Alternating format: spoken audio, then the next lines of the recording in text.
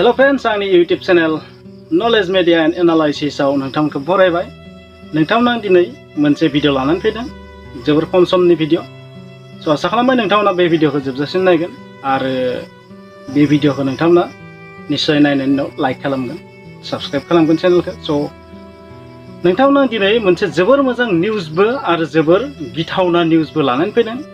नोंथांमोना जुदि बे खौरांखौ मिथिनानै जुदि मायबा मोनसे जुदि लाब जानाय बायदि सानोबा नोंथांमोना बे भिडिअखौ जोबजासिम नायदो। बांद्राय गोबाव भिडिअ नङा, जिहेतु नोंथांमोना बायदिसिना भिडिअ नायो। आसा खालामबाय नोंथांमोना बे भिडिअखौ 2 मिनिट सम होनानै जेन नायो। माने खौराङा ओरैबायदि, आं गिबियावनो नोंथांमोननो जोबोर मोजां खौरांखौ होग्रोनोसै नाय। ब्रिटेननि बिगियानगिरिफोरा ओरैबायदि मोनसे इन्सट्रुमेन्ट दिहुनदों, ओरैबायदि मोनसे जन्त्र दिहुनदों, ओरैबायदि मोनसे दाजेम दिहुनदों। जुदि आं नोंथांखौ बुङोबा, गन्थङाव कटन स्टिकखौ सोहरालासे, गारामायाव कटन स्टिकखौ सोहरालासे COVID-19 नि टेस्ट जुदि खालामनो हायोब्ला बेसेबां मोजां जागोन। माखासे सुबुंफोरा बे टेस्टखौ गिनानैनो भेक्सिनबो लाया, टेस्टबो नायजाया। नाथाय ब्रिटेननि बिगियानगिरिफोरा ओरैबायदि मोनसे दाजेम दिहुनदों जे नोंथांनि बडिखौ मोनामसु होनानैनो नोंथांनि देहायाव कर'ना भाइरास दंना गैया, COVID-19 खौ जाहोग्रा भाइरासआ दंना गैया बेखौ मिथिगोन। बेबायदि दाजेमा जुदि थाबैनो जुदि बाजाराव मोननाय जायोब्ला निश्चय जों गावबो टेस्ट खालामना नायनो हागोन। जोंनि इन्डियानि थाखाय बे मानो जोबोर गोनां जागोन आं नोंथांमोनखौ बुङो। जोंनि इन्डियायाव कर'नाया खमसे खम 5 इयार्स नांगोन। जिहेतु थांनाय सप्तासेयावसो जोंनि इन्डियायाव 5 क्र'र मानसिखौ सेकेन्ड द'ज लगायबाय। 135 क्र'रनि इन्डिया, 135 क्र'रनि मोनसे हादर, जोंनि हादरा हिन्दुस्ताना। बेयाव मात्र 5 कौटि सुबुंखौसो सेकेन्ड द'ज आरो फार्स्ट द'ज लगायनाय टटेल सुबुंनि अनजिमायाबो 30 क्र'रानो जायाखै, 25 क्र'रानो जायाखै। Miles to go'. बेबायदियाव जोङो बै कटन स्टिकनि सोलाय जुदि बै दाजेमा फैयोबा बाजाराव, अब्ला जोंनि थाखाय जोबोर इजि जागोन आरो गावनो हम आइसोलेसनाव थानो हागोन, हम क्वारेन्टाइनाव थानो हागोन, सेल्फ माने गावखौ मेडिकेसन खालामनो हागोन। नोंथांमोना बे निउसखौ मोनना निश्चय एसेबाबो रिलिफ मोनदो, थाबैनो फैजानो लुबैदो। नाथाय बे बाथ्राया दासिम वर्ल्ड वाइड कनफार्म जायाखै जे बे दाजेमा बेसेबां कारेक्ट बेसेबां इनकारेक्ट। बे माने बे ब्रिटेननि बिगियानगिरिफ्रा गावखौ बुंना लानायसो आरो मोनसे दाबिसो। आरो नेक्स्ट मोनसे गिथाव बाथाव खबरा जाहैबाय, नोंथांमोना मिथिगौ इन्डियायाव मा सेकेन्ड वेब सोलिबाय दं। अबेसे कर'नाया दा एसे डाउन जादों, एसे खम फैबाय दं इन्डियायाव।